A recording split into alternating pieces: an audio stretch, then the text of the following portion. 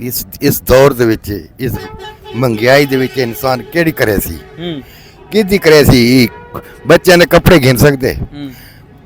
ਬੱਚਿਆਂ ਦੀ ਜੁੱਤੀਆਂ ਮਤਲਬ ਗੱਲ ਹੈ ਕਿ ਬੱਚਿਆਂ ਦੇ ਵਾਸਤੇ ਕੋਈ ਸ਼ੈ ਨਹੀਂ ਬੰਦਾ ਗਿਣ ਸਕਦਾ ਉਹ ਰੱਬੇ ਕਾਇਨਾਤ ਹੈ ਉਹ ਸਬਬ ਆਲਮੀਨ ਹੈ ਉਹ ਸਬਬ ਕਰਨ ਵਾਲਾ ਹੈ इंसान की ताकत ही को नहीं इस महंगाई इतना कमजोर कर रहे थे इंसान ਨੂੰ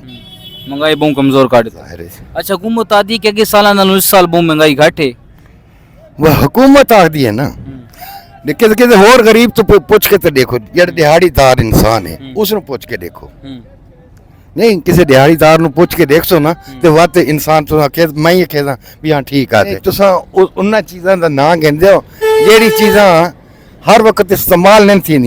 टमाटर कोई हर वक्त नहीं इस्तेमाल थी भाजी के टाइम इस्तेमाल थी ना क्यों त्रै टाइम सालन बढ़दा है गरीब आदमी त्रै टाइम देख नहीं सकते तू आदे त्रै टाइम भाई सालन पकदे किथे पकदे कौन आखदे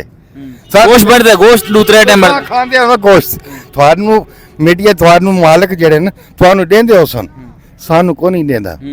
त्रै टाइम यार अस दाल ना जा वसला ना रोटी खाने वाले हैं अच्छा इस गल नु एग्री करेंदे हो कि पिछले साल नालों इस साल महंगाई घट है अच्छा बहुत घट है 700 रुपए किलो गोश्त वहीं के देखे इंतजाम में देखा केड़ी शायद गोश्त 700 मुर्गी दा अच्छा पुछो देखा मुर्गी वाला नु असन दा गरीब लोग असन दा पति कोनी गोश्त होंदी कोई बादशाह ने तुसा गरीब ने तुसा पेश नहीं कर तुम दसेंदे ना गवर्नमेंट दस गवर्नमेंट इन कानून चुनाव आपको सस्ता करे सब तो अच्छा दौर केड़ा आई बस सबसे अच्छा दोस्त जिस गरीब नु कोई शय मिले गरीब जेड़ी शय कोई गिन सके वो सस्ता दौर है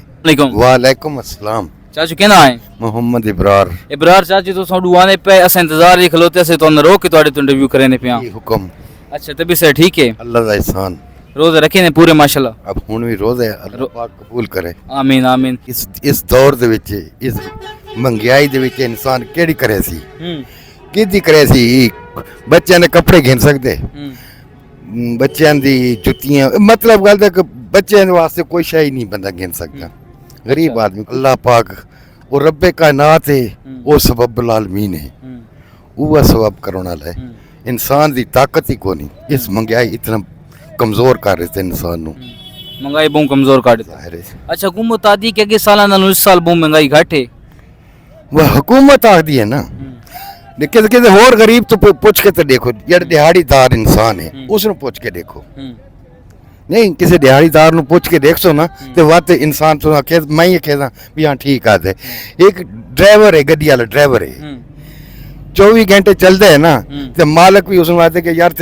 के तेरी प्रॉफिट कितने वादे पैसेंजर को नहीं जो सवारी को नहीं तो मालिक भी रोंदा है तो ड्राइवर भी रोंदा है बस इस ये मेरा इंटरव्यू देने का मकसद को नहीं मैं गल जेड़ी तेरे नाल करना पे फेर गल है समझे ना पिया हां अच्छा साडे एक सवाल है साडे सवाल है वो केड़ी शय है जेड़ी अल्लाह ताला नहीं देता इंसान ने देता है केड़ी चीज है अल्लाह पाक देखदे ना अल्लाह पाक नहीं देता इंसान देता है देखो ना अल्लाह पाक है यार इंसान ते हर शय देखदे यार केड़ी शय नहीं इंसान देखता नहीं वो रब्बुल आलमीन है ना वो मालिक जो है सोना रब्बे कायन वो तो देख हर शय देता है लेकिन एक शय नहीं देता रब्बे कायनात नहीं देखता वो तो एक जरा ने भी देखता है वो जरा नहीं देता बिल्कुल मैं तो ना तस्लीम करेंदा 100% तो ठीक हो नहीं मैं ना मनेंदा वो एक शय है सर अच्छा